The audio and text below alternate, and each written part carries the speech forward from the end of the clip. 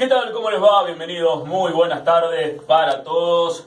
13º programa de Posiciones Políticas, programa número 13, el de la suerte, porque este programa tiene que traer buena suerte. Estamos con Cristian Riquelme, ya a pocos días de las PASO. ¿Cómo te va, Cristian? Bienvenido. ¿Qué tal? Gusto en saludarte, Marcelo. Al invitar, vamos a estar presentando una nueva edición de Posiciones Políticas, que tal como lo habíamos anunciado en días y en programas anteriores, esta semana la idea es meternos un poco en el domingo, pero analizando lo que ha sucedido durante los 12 programas anteriores, donde tuvimos visitas, donde los candidatos a intendentes, como así también principales a concejal, han estado aquí en la Mix, como así también en el streaming de Facebook. Sí, además del agradecimiento, ¿no?, a cada uno de los precandidatos que pasaron, por la buena predisposición que tuvieron en acercarse a la radio, un horario que por ahí quizás no del todo cómodo, menos en una época de campaña donde hay que utilizar prácticamente las 24 horas para caminar la calle. Sin embargo, estuvieron todos y se prestaron al diálogo. Y en la noche de hoy la idea es avanzar un poco lo que tiene que ver con el sistema electoral, ¿no?, que tenemos de boleta única ya de hace algunas elecciones de esta parte, pero que siempre por ahí genera alguna duda, alguna inquietud, alguna falsa interpretación. Y bueno, la idea es conversar en la noche de hoy con el profesor Artemio Aguiar para aprender un poco, ¿por qué no?, de lo que es el sistema electoral de boleta única. Bienvenido, profesor. Gracias por aceptar la invitación. No, gracias a ustedes por invitarme. Si tenemos que hablar de boleta única, vamos a comenzar diciendo que la provincia de Santa Fe ha sido pionera y ha sido un adelanto desde el punto de vista electoral, con todas las deficiencias que todavía puede llegar a tener, pero ha transparentado el proceso. Y abrió el juego. En un momento la lista de gobernador que ganaba generalmente arrastraba a la de diputado, esto se aseguraba la mayoría. Con la boleta única pasa una cuestión distinta. Por supuesto, y terminó lo que era una vieja práctica política, perversa práctica política, que era el voto cadena. La boleta única trae una innovación que es interesante, sin dudas evita esa boleta que se extendía en 7, 8, 9 cuerpos, a veces en elecciones nacionales que llegaban hasta las municipales, y ahora nos permite, de alguna manera, vamos a participar con 5 boletas únicas, porque son 5 las categorías para la provincia de Santa Fe: candidatos a gobernador y vice, candidatos a diputados, senadores, intendentes y o presidentes de comuna, y concejales y o miembros vocales de la comuna. Sin dudas, tiene algunas dificultades que creo que sería importante que las manifestáramos y que ayudáramos al electorado a que puedan entenderlas. Parece simple porque en cada boleta hay que nada más que marcar una cruz. Y ahí quiero hacer una suerte de pequeña introducción, porque me ha pasado en otros tiempos en definir qué es una cruz. Y no es una cruz, es una señal. Puede ser una tilde, puede ser un círculo, puede ser un punto que se pueda ver bien. Claro. Y además otra cosa, mucha gente a veces al lado del candidato pone una crucecita, y yo tengo este concepto. Toda autoridad de mesa debe permitir que el elector se exprese aún con sus limitaciones. Es decir, salvo que llame a una confusión significativa, la voluntad del elector debe primar sobre el rigor técnico del escrutor. Ese fiscal que tendría que ser flexible, si se quiere, ante la marca que a lo mejor no está en el lugar indicado, ¿de qué depende que sea flexible? ¿De la buena voluntad o es permitible que se ponga la identificación en un lugar donde no dice voto por? Yo creo que si la identificación no se coloca en el lugar voto por, pero se coloca en un lugar donde tangiblemente se nota la expresión de voluntad, tiene que ser aceptado. Acá hay un concepto, hay un principio más que un concepto. Hay que permitir que lo que se expresen, a pesar de sus limitaciones, ese voto sea válido. Eso es decisión del presidente de mesa, no de las autoridades, porque digo, un fiscal que a lo mejor ve que puede haber un tilde que no está del todo claro y perjudica sus intereses, lo más seguro que pretenda que ese voto no se cuente. ese voto puede ser recurrido, con la doble R que vos sabés que no puedo pronunciar. Ese voto puede ser sometido al Tribunal Electoral a posteriori. Pero aquí también hay algo que es importante. Yo hoy, antes de venir aquí, abrí la página del portal de Santa Fe. ¿Del Tribunal Electoral?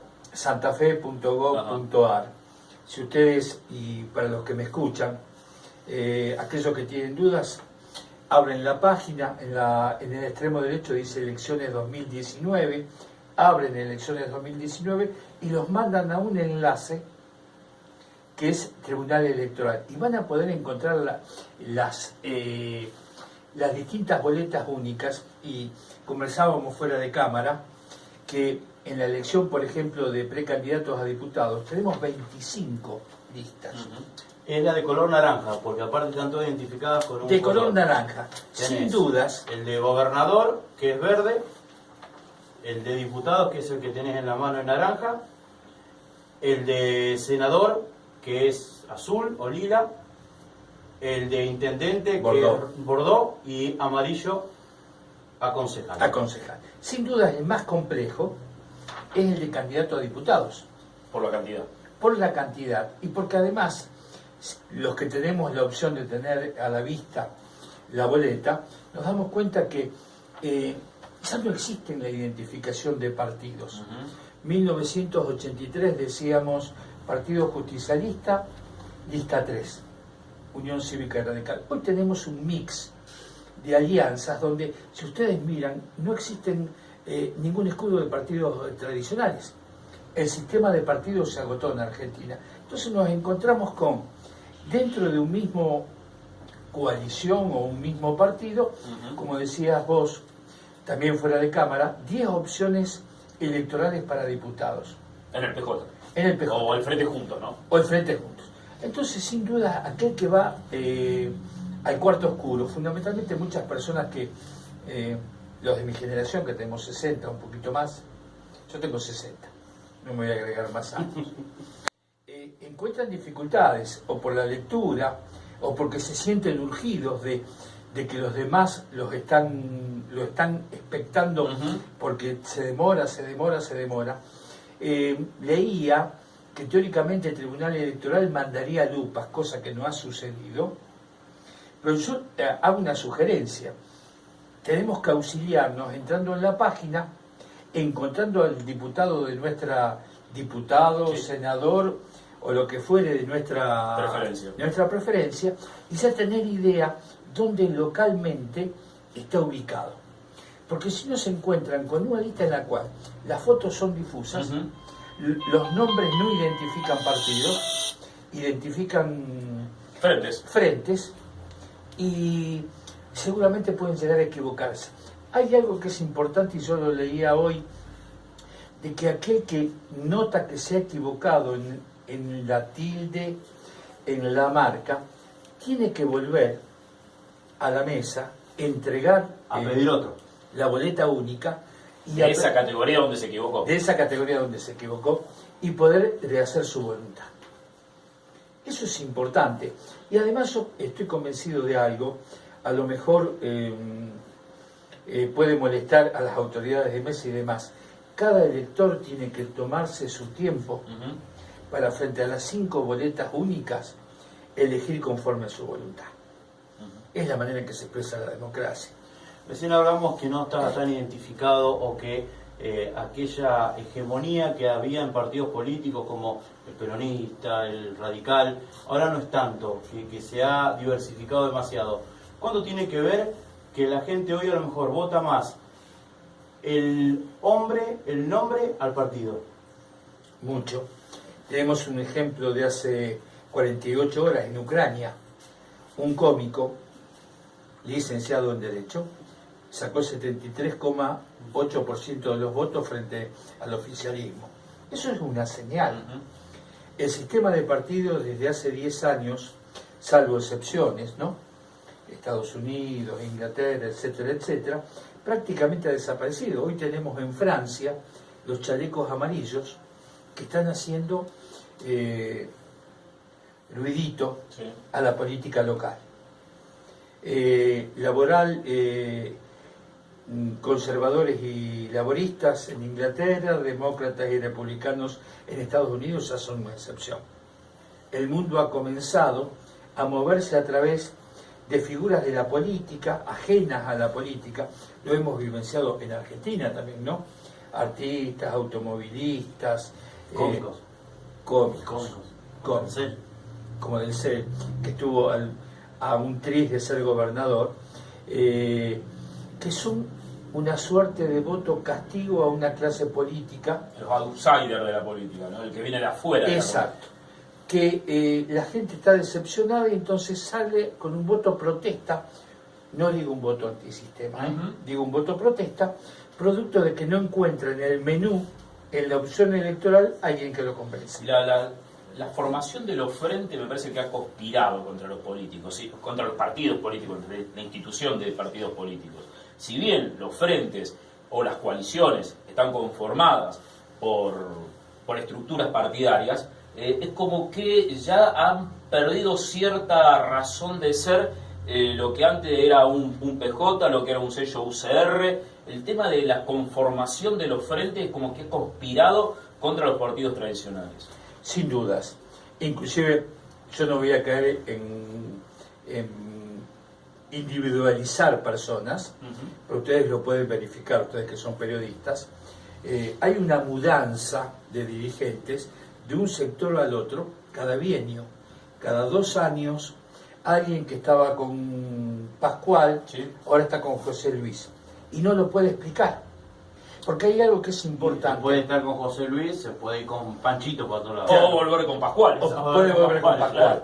Ahora, la pregunta es, ¿por qué sucede eso? ¿Por qué no hay programas políticos? No hay un programa electoral donde se encolumne lo que en mi juventud, en 1983, decíamos, íbamos detrás de esta bandera, equivocada o no, pero íbamos detrás de ella, con ideas claras. Bueno, Hoy eso no sucede. Eso explica, o podría ser un elemento para encontrar una explicación de por qué hay tanto descrédito a veces del ciudadano común con las estructuras políticas o con la política en general, ¿no? Sí, por supuesto. No cabe duda. Nosotros decíamos muchos años atrás las lealtades políticas. Sí. Hoy no hay lealtades prácticamente. Hay intereses coyunturales, hay prácticas en las cuales no estoy de alguna manera emitiendo juicios de valor sobre ningún dirigente. Ajeno a mí está eso. Cada elector entenderá a su dirigente, lo juzgará, no soy quien para hacerlo.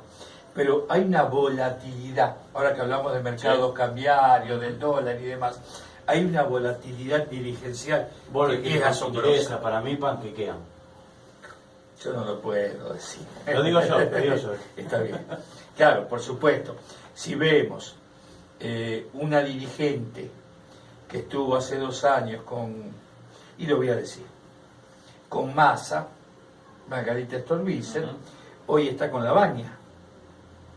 La pregunta es cuál es. El mismo Labaña estuvo con Massa. Labaña estuvo con Massa. Bueno, el mismo Massa que ha estado con Kirchner y... Por supuesto. Entonces, como yo no quiero entrar en ese espacio porque yo estoy en una situación en la que trato de ser lo más neutral posible, soy un observador de la realidad y eso no me lo puede quitar nadie. Seguro. Es mi condición de ciudadano. Pero observo que hemos perdido el norte en ese aspecto. ¿Cuál es la diferencia de 2 años a esta parte de tal o cual dirigente? Nadie explica nada. Son figuras, son modos y son modas.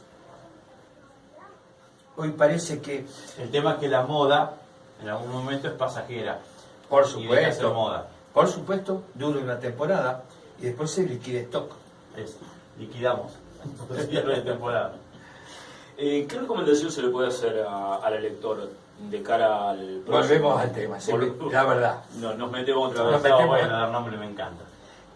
Nos volvemos en el tema. Yo creo que el elector tiene que ir primero. Puede parecer risueño lo que voy a decir, pero visto de su par de lentes y no ve bien. Porque aquí tiene que encontrar a su candidato. Vuelvo a insistir, si en la familia se asocian y alguien lo asiste, aquel que no tiene herramientas tecnológicas para acceder fácilmente, lograr que localice dentro de la boleta a quién va a votar. Puede pedir, inclusive más, en caso de tener deficiencias visuales significativas, el Código Electoral nos permite que pueda ser asistido dentro del cuarto oscuro. ¿Por un familiar o por gente de la mesa? Por un familiar o por un tercero al que él pretenda que lo acompañe. Ajá. Yo recuerdo siempre, y esto es personal, la última vez que mi madre fue a votar, yo la acompañé dentro del cuarto oscuro porque no veía, estaba disminuida en la visión, en ese aspecto.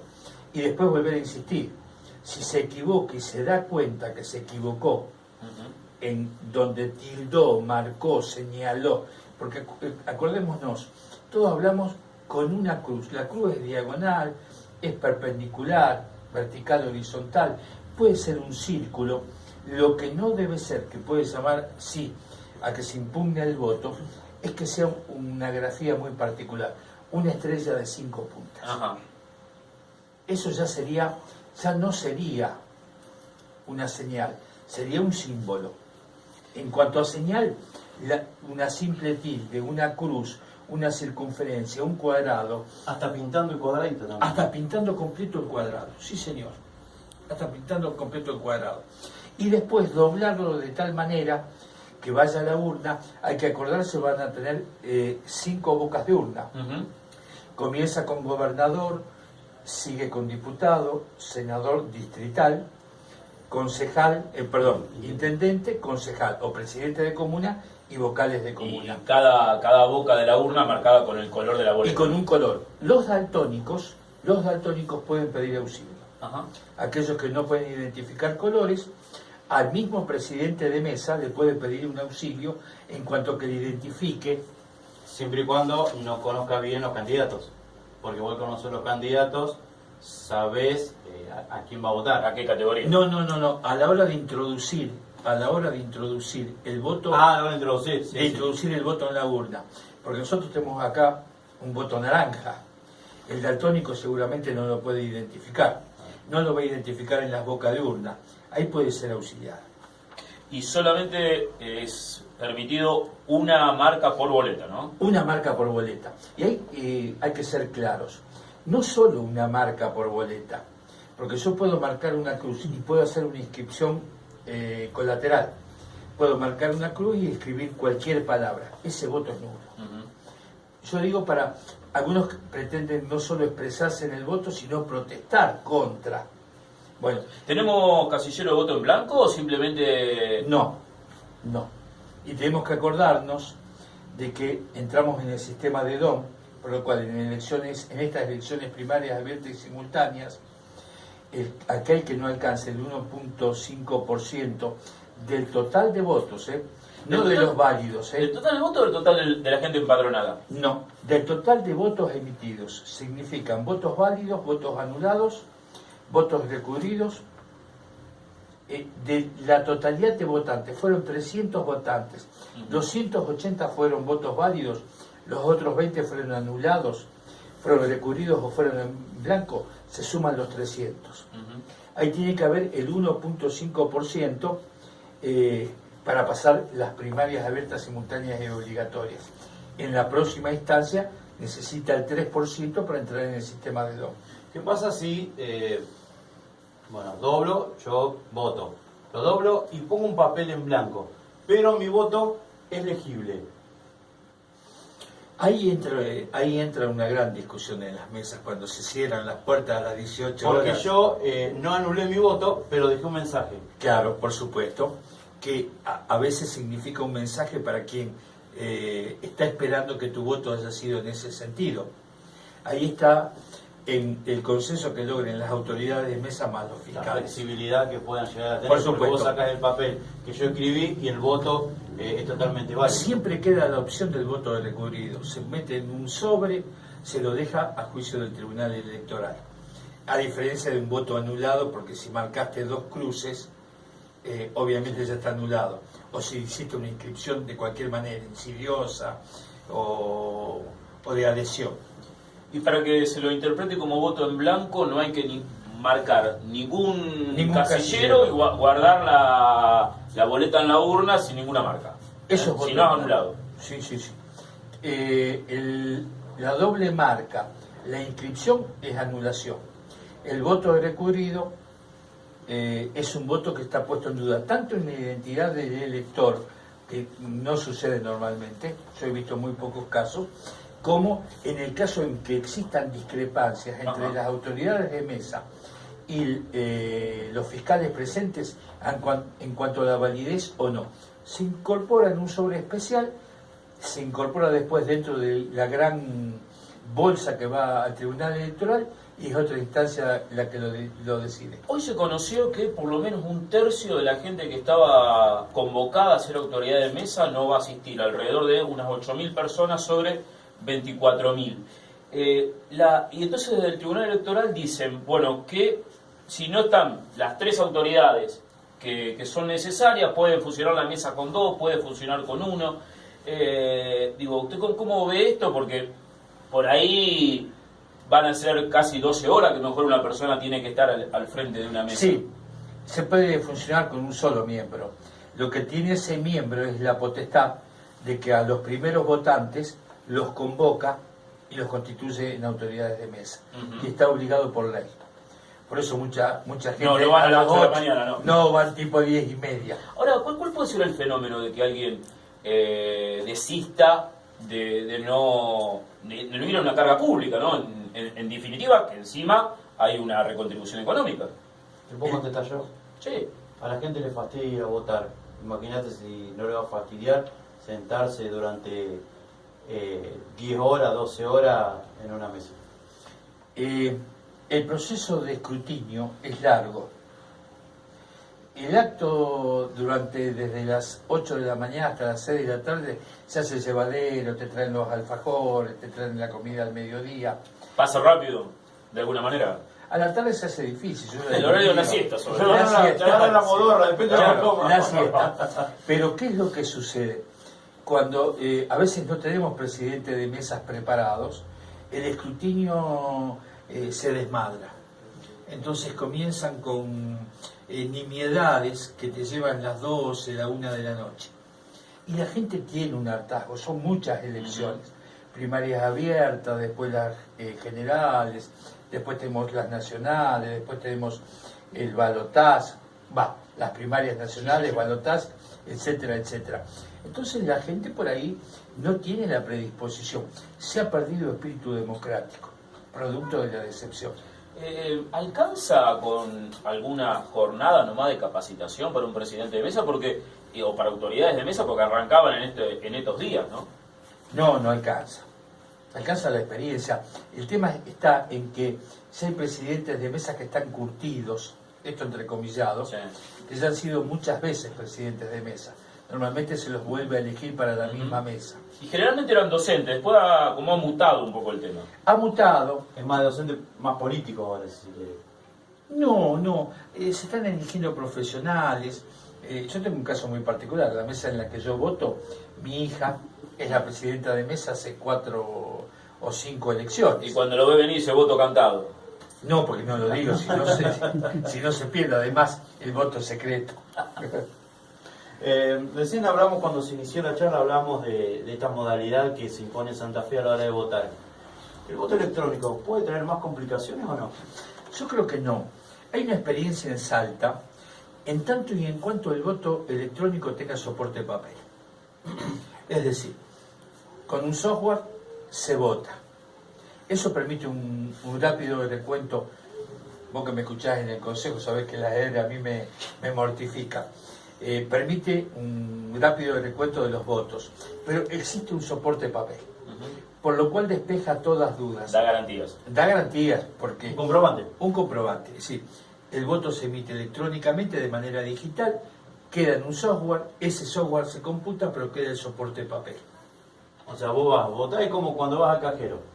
Exacto. Entonces vos recibís el ticket de la transferencia, la transacción que hiciste. Yo creo que vamos camino a eso. Distinto del sistema en Buenos Aires, donde no hay soporte de papel, es simplemente el voto electrónico. No, eso genera dudas normalmente. hackean el Pentágono. Como no es que hackean Claro. un sistema electoral, ¿no? Por supuesto. Bueno, en muchos países donde existía el voto electrónico de esa naturaleza fue corrido, fue sacado. Sí, sí, y se volvió el soporte de papel. Yo creo que es una involución. Siempre tiene que estar lo digital de alguna manera con un soporte más primario, pero indubitable. El papel es indubitable. Yo sigo diciendo que cuando Había trampilla, lo que usted dijo al comienzo, esto del voto cadena en su momento. Por supuesto. Digamos, alguna cachada podía haber igual. Por supuesto, el voto cadena creo que lo conocemos todos. Los de mi generación por lo menos sabíamos. Un pícaro iba, tomaba el sobre que le daba la mesa, adentro con otro sobre garabateaba la firma de los fiscales, metía ese garabateado. Claro, el garabateado, el apócrifo, se llevaba el legítimo y a partir de ahí el líder político le metía el voto a los votantes, lo cerraba, el votante lo entraba, traía el voto legítimo, el sobre legítimo y así se hacía el voto cadena. Entonces cada uno se aseguraba sus alateres. Por lo menos algunas concejalías abrían puerta para eso. No puedo opinar eso. Ok, no, déjelo así. Artemio, ¿cómo crees que van a ser estas elecciones? Hay mucha apatía en la gente, hay un cansancio, están preocupados por cuestiones centrales, por lo cual, yo imagino, ustedes han visto la campaña electoral, ha sido opaca. Anodina, aburrida. Anodina, sí. Bueno, Baigorria estuvo picante. Claro, depende de las particularidades de cada región. Yo creo que es una campaña en la cual se ha mostrado muy poco electoralmente, porque yo creo que los candidatos son conscientes del fastidio de la gente, y no estoy hablando en función de ningún partidismo, Sí. Estoy hablando de la sensación que uno sienta en la casa. Y más en las PASO. En las PASO se da más esta sensación que en las generales. Porque son pocas las alternativas de paso también. Convengamos que para gobernador solamente tenemos un solo frente que va internas. Por supuesto, pero ¿por qué aparece la simultánea? Yo estuve como asesor legislativo en ese momento, porque si no, un partido político que no tiene elecciones internas volcaría caudal electoral al candidato menos simpático del otro partido, a los fines de aprovecharlo después en la elección valedera. Bueno, en Baigorria, hace 2 años, las primarias sacó más votos Ana Paula Milo que Minetti. En las generales Minetti le ganó a Ana Paula Milo, que es un poco lo que estamos contando recién. El proceso de intervención de terceros en el proceso. Pero como esto ahora se convierte en las primarias en una gran encuesta, sí, nadie quiere renunciar a sus propios votos. Y no, porque cuando mejor parados salen de la PASO queda mejor posición para encarar a las generales, ¿no? Bueno, ha sido un gusto. Esperemos que la gente se haya informado. Creo que ha sido lo suficientemente explícito como para que entendamos aquellos que teníamos alguna duda y los que todavía no están metidos en lo que van a ser las elecciones sepan cómo tienen que sufragar. Bien, un solo consejo: lleven lentes y actúen despacio. Y paciencia. Y paciencia, claro. El que está detrás tiene que esperar porque yo quiero expresar mi voluntad. Mis tiempos a veces no son los de los demás. Y tengo el derecho de hacerlo conforme a mi leal saber y entender y a mi propia conciencia. La última, ¿qué porcentaje crees que todavía no sabe a quién va a votar y que por consiguiente a lo mejor puede tardar más en el cuarto oscuro? Me pedís astrología, 40%. ¿El 40% no sabe? Es alto. Puede llegar a salir cualquier cosa el domingo.